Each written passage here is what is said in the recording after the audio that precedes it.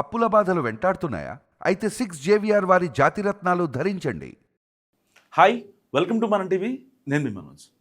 మళ్ళీ ఒక బస్సు ప్రమాదం జరిగింది. పూర్తిగా మంటల్లో దగ్ధమైంది. సో స్పాట్లో డ్రైవర్ అప్రమత్తతో చాలా అంటే చాలా ప్రమాదం తప్పింది. వైజాగ్ నుంచి ఒరిస్సా జయపుర వెళ్తున్న ఒక బస్సు, ఆర్టీసీ బస్సుకి ఇక్కడ మన్యం జిల్లాలో, పార్వతీపురం జిల్లా మన్యం దగ్గర ఒక ఘాట్ రోడ్లో, పాచిపెంట మండలంలోని ఒక ఘాట్ రోడ్లో బస్సు వెళ్తుంది. సో ఈరోజు తెల్లవారుజామున 7:45 జరిగిన ఈ బస్సు ప్రమాదం అందరినీ కలిసివేసింది. బస్సు పూర్తిగా దగ్ధమైన ఒక్కసారి ఆ విజువల్ చూద్దాం.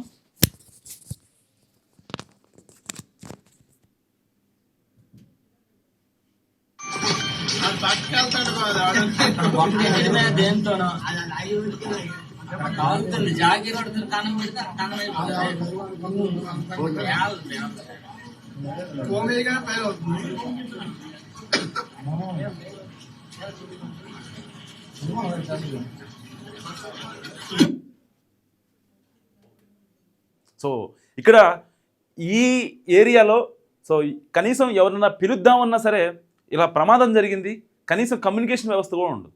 ఆ రోడ్డు అలాంటి రోడ్డు, ఏదన్నా వెహికల్ వచ్చి ఆపితే తప్ప కనీసం క్షతగాత్రులు కూడా బయటికి వెళ్ళే పరిస్థితి కాదనమాట. కానీ కేవలం డ్రైవర్ చాకచక్యం వల్లే నిజంగా అందరూ బతికి బట్టగట్టారని చెప్పాలి. నిజంగా ఈ బస్సులో వెళ్ళిన వాళ్ళందరూ కూడా మృత్యుంజయులే. అప్పుడెప్పుడో అహ్మదాబాద్లో ఒక ఫ్లైట్ యాక్సిడెంట్ జరిగితే ఒక్కతను బతికాడు. తర్వాత రీసెంట్ డేస్లో జరిగిన కర్నూలు బస్ యాక్సిడెంట్ కావచ్చు, లేకపోతే చేవెళ్ళ బస్ యాక్సిడెంట్ కావచ్చు. సో ఈ మృత్యుంజయులు కన్నా కూడా ఈ మృత్యుంజయులు ఎవరైతే ఉన్నారో మొత్తం కూడా అందరూ మృత్యుంజయులే, మృత్యువును జయించారు దగ్గరుండి. సో దీనికి రీజన్ ఒక్కటే. సో బస్సులోంచి మంటలు ఎందుకు వచ్చాయన్న దానికి ఇప్పటిదాకా ఎవరికి తెలీదు. సో మరి అది ఘాట్ రోడ్డు. సో అది ఈ బస్సు కూడా ఎక్కువ దూరం ట్రావెల్ చేసే bus. Already night Vizag bus స్టాండ్లో స్టే చేసిన తర్వాత మార్నింగ్ లేచిన తర్వాత జైపుర బయలుదేరుతుంది. సో అలా అని చెప్పి ఇంజన్ మరీ హీట్ ఎక్కేం లేదు.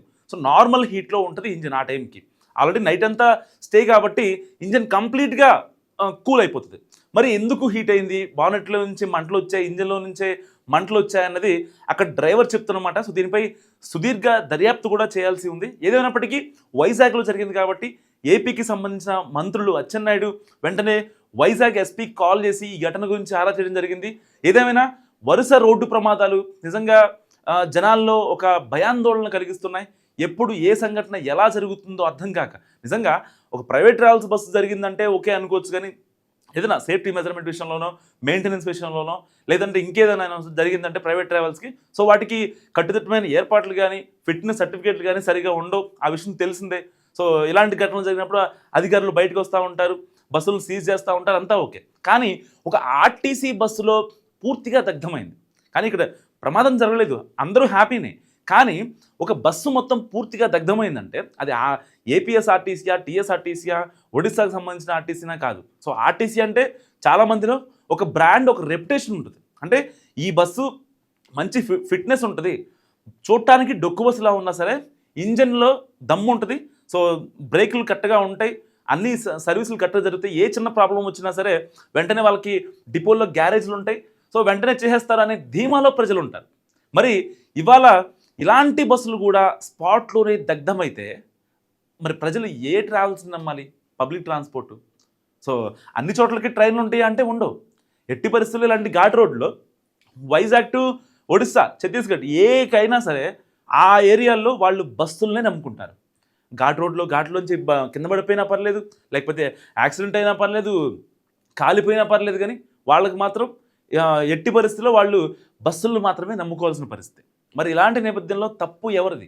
కానీ ఇక్కడ ప్రభుత్వాలు, అధికారులు వీళ్ళందరినీ పక్కన పెడితే స్పాట్లో ఉన్న డ్రైవర్ మాత్రం చాలా చాకచక్యంగా ఆలోచించాడు. ఎప్పుడైతే ఇంజన్లో నుంచి మంటలు రావడం గమనించాడో, ఏదో షార్ట్ సర్క్యూట్ అవుతుంది అని గమనించిన డ్రైవర్ నిజంగా ప్రయాణికుల మొత్తాన్ని ఒక్కసారిగా అలర్ట్ చేశాడు. ఆయన నైపుణ్యత వల్ల ఇవాళ బస్సులో ఉన్న వాళ్ళు మొత్తం కూడా బతికి బట్టగట్టగలిగారు. నిజంగా ఆయన చాలా చకచక్యంగా ఆలోచించాడు. ఏ బస్సు డ్రైవర్ అయినా సరే ఇలాంటి యాక్సిడెంట్ జరిగితే, నిన్న ఏలూరు దగ్గర ఒక ప్రమాదం జరిగింది, బస్ ప్రమాదం. ఆ బస్సు పొలాల్లోకి వెళ్ళి పల్టీ కొడితే ఆ బస్సు డ్రైవర్ వెంటనే పారిపోయాడు. Even Vemuri Kaveri travels bus Kurnool దగ్గర యాక్సిడెంట్ జరిగితే వెంటనే ఆ బస్సు డ్రైవర్ పారిపోయాడు. కనీసం వాళ్ళకి ఏం కావాలి, ఏదైనా ఇంటిమేషన్ ఇవ్వడమో అలాంటి ఏం చేయకుండా పారిపోయాడు. కానీ ఈ బస్ డ్రైవర్ మాత్రం అలా కాదు, వెంటనే అక్కడ లోకల్ పిఎస్ వాళ్ళకి సమాచారం ఇచ్చి వాళ్ళ త్రూగా ఫైర్ ఇంజన్ని వాటన్నిటిని రప్పించి ఇంతలోనే ఏదైతే బస్సులో ఉన్న ప్రయాణికుల్ని, అంటే బస్సులో పర్టికులర్గా ప్రయాణికుల సంఖ్య ఎంత ఉన్నారనేది ఇంకా తెలియట్లేదు. సో 20 మంది అయితే ఉన్నారని చెప్తున్నారు. సో ఏదేమైనప్పటికీ వాళ్ళందరికీ సమాచారం ఇచ్చాడు.